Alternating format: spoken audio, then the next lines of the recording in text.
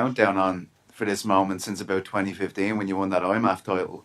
I mean, how does it feel to finally be here? I mean, I'm sure you've pictured this in your head a million times. How does it feel to be finally here at UFC London? Yeah, it felt like it'd never come. I think this is the third UFC London that I've been scheduled to fight on, so third time's the charm, as they say. But I can't wait. Crowds are back, hometown-ish crowd for me. I know the English will get behind me as well. But yeah, just busting to feel our atmosphere again. I know the Welsh fans are some of the best in the world. I've managed to see The best. I see you in the Ice Arena once upon a time. I'm imagining there's a strong contingent travelling to see this event. Yeah, probably at least 1,000. And you know yourself, if there's 100 Welsh, it sounds like there's 10,000 of them. So there'll be plenty of Welsh flags, red t-shirts, plenty of noise. But I can't wait for them to come down and experience it. You know, three of my 4 fights have been behind closed doors. The one that was in Copenhagen, I took a couple of hundred, but I think this one's going to be a different kettle of fish again. So I'm looking forward to being back in front of a crowd and having some rowdy Welsh here as well. I draw a lot of parallels between you and Tom because both of you have your fathers in your corner, and of course, Shaky, huge part of the Welsh scene. Do you take on board how much a moment like this means to him, not only you, ahead of these fights, or is that something you kind of have to block out until afterwards? Yeah, I mean, afterwards is more of I sit back and look at it, and you know, there's pictures floating about. I was a chubby little teenager at one point, so there was probably plenty of people in Aspinall town that didn't think, you know, me and him would be fighting in front of 20,000 and at the O2 Arena. But yeah, I try and block it out as much as I can beforehand. I know he can get a little bit overwhelmed and stuff for the fight, so I don't want to put any extra pressure on him. But yeah, it's a massive achievement for both of us. You know, we come from a small town in the Welsh Valleys.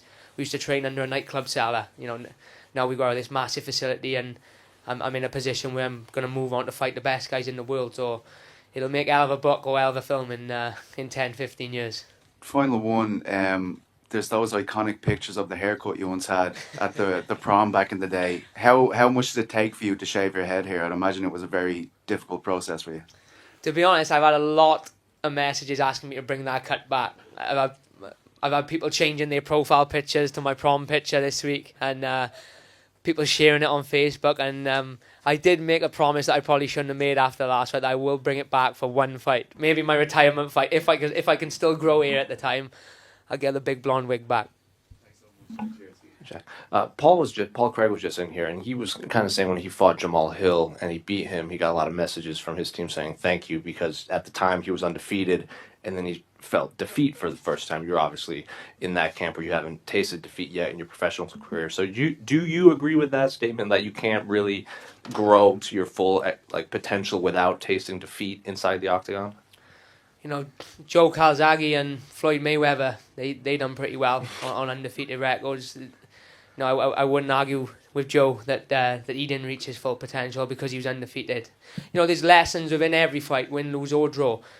You got to be real in this sport. One punch, or you zig when you should have zagged, and you can pick up a loss. So I'm a realist, and I know you can pick up a loss easily in this game. But at the same time, you know, Calzaghe did it, Mayweather did it. I got a long way to go before I'm on their level yet, but why can't I do it? Then your opponent, obviously high-level grappler too, doesn't have a lot of submission victories, but yeah, I believe he's also a master in Sambo and all that kind of stuff over in Russia. So how would you compare your MMA grappling inside the octagon? I think my MMA grappling is arguably some of it, or if not the best in the world. I don't think there's many, especially in the division, that mix in their ground and pound how I do. You know, I've come up from 10 years of age of every grappling technique or session I've been involved in. There's always been that background thought of we got to make this relevant for MMA, whether you're on the back or on top. So, you know, as good as he is, and he is a very good grappler, I'm sure you don't just get a master of combat in Sambo or whatever it's called. You know, if you're a scrub. So he's obviously very good, but I just feel like, you know, that area of my game is elite level, and if he does want to mix it on the ground, then I think, you know, I'll be able to show that to everyone. And finally, did you ever get an explanation why Umar pulled out of your initial booking, Umar Nurmagomedov? We just got told that he couldn't make it into London. Oh. You know, it was all within one text. I had a text to say, Umar's out, he can't get to London, you're fighting Valiev. So, being how we are, I was like, all right, just send me another contract then. Jack, just at the back here. You know, in your last fight, you had to go through changes of opponents. So, you know, when you heard that Umar was out of this one, what was your reaction? It wasn't so bad with this one because it wasn't 10 days before like a lot of the others. I mean, we hadn't even started camp at this stage, so it was a little bit like, you know, oh, here we go again. But you know, thankfully Timur has, even with all that's going on in the world, has managed to obviously get over here, and it's fight week now. You know, I hope that's wood, touch wood, he doesn't pull out, and I get to fight a guy who I was, you know, scheduled to fight from 10 weeks ago. But I'm sure me and Umar will meet down the line. Both undefeated, both look like we're on our way to the top. So it'll happen at some point. It'll just be a bigger fight, maybe a main event in Wales or Russia. Who knows? How do you compare the two matchups? I think they're very different. You know, Umar's obviously a very strong grappler. He's got that Khabib mauling style. No doubt Timur can obviously grapple, but I think he prefers to stand and strike. The camp he comes from, you see that similar style with a lot of the guys over there. So they're both very good, but they're both very different. You know, you couldn't game plan for one the same as the other. You know, they're very different. And having to switch up opponents, kind of getting used to that, has that taught you anything about yourself? Yeah, it's taught me that I can't mentally be broken by external factors. You know, I've had guys pull out on 5 days' notice. I've had opponent changes in cage wars at 1 day's notice, and even back to my pro debut, I had a change of opponent the morning of the fight. So I know I'm very mentally strong, and it's just taught me to sort of focus on myself in fight camp. You gotta know your opponent's strengths and weaknesses, but you focus too much on one guy and they pull the rug from under you at the last minute, then it's no good. So as much as I'm aware of what he does well, I just focus on myself and getting better and being in the best condition and the best, you know, technically that I can be. And how do you see this fight going down? As long as we're both in there, I think from the minute it starts to the minute it finishes, it's going to be fast, explosive. You know, he brings the fight, I'm going to bring the fight to him. But ultimately, I want to put him away. I've had 2 decisions in my last 2 fights, and I don't like to be known as a guy who wins by decision. I want to put him away, and I'm sure he wants to put me away as well. So it's goal and makings of a good one, that's for sure. Jack? Sorry, go on. I was just going to say, obviously, you and Corey, both Welsh fighters on this card. You know, would it mean a lot for you to be able to you both take away the victories on Saturday and bring the UFC to Wales?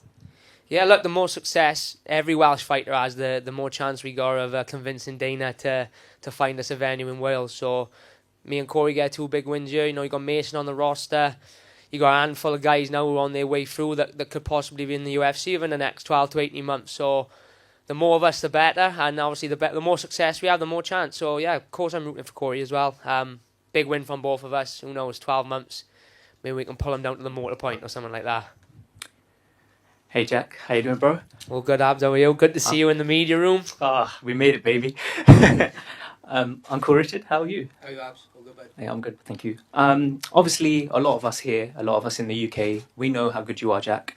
And a lot of people in America now will be starting to look at you and think, yeah, this guy is the real deal. Do you feel like this fight in particular is a big moment for you, like a breakthrough moment? Not just in terms of breaking the rankings, but just in your career, this is like a big moment.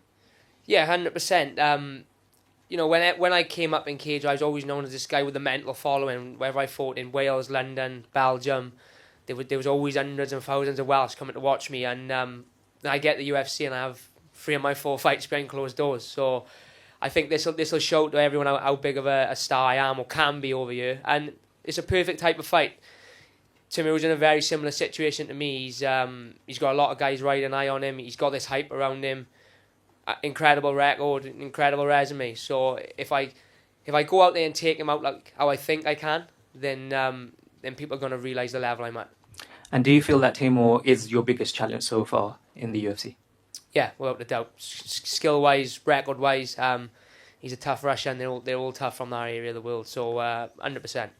And just on a side note, about 8 weeks ago, I was saying to you that, yeah, I'm going to try and do this weight cut with you. So this morning I weighed 139 pounds.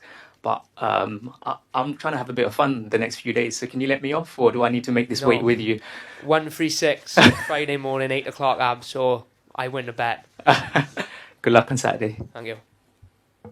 Jack, this is your fourth fight in a row where you've had a replacement fighter come in. You know, you've very much shown you're a company guy, and you're undefeated on a 4-fight UFC win streak. What do you need to do to get a ranked opponent? We feel like we've been caught as fans calling for you to get ranked opponents for a long, long time. So do you think next up will be a ranked opponent after this fight?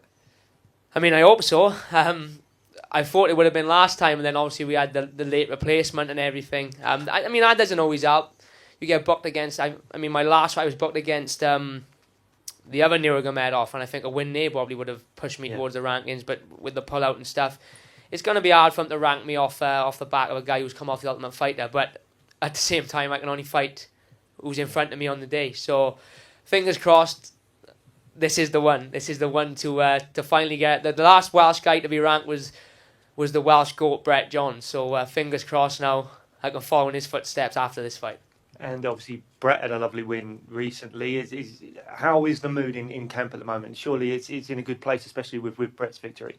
It's been brilliant. You know, since after Christmas, Brett and Scotty have been in camp. Myself, we've got a shared load of guys fighting next weekend, amateur guys. So the morale after Brett won is just giving everyone that boost to finish camp on an eye. And I'm looking to do the same thing here. You know, I say it again, we might only be from a small little town, but we got so much talent coming through the gym at the minute. And I genuinely believe in like 5 years' time, when all the youngsters turn over and start climbing those pro ranks, that there'll be a UFC Wales every year. It won't be a case of can we bring them to Wales. It'll be a case of what date's the Welsh show going to be this year.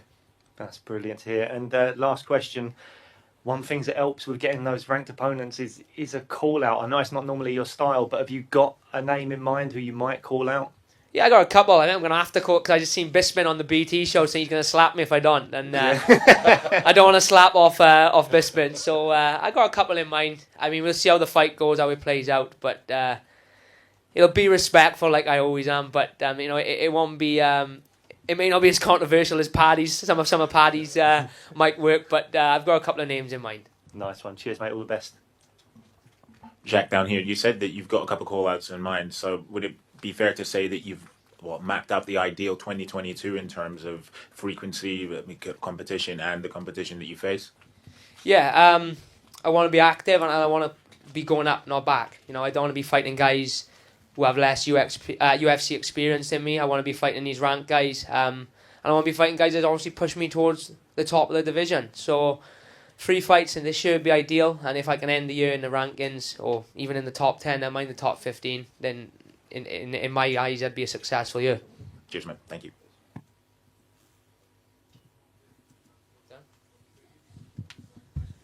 Lads and ladies.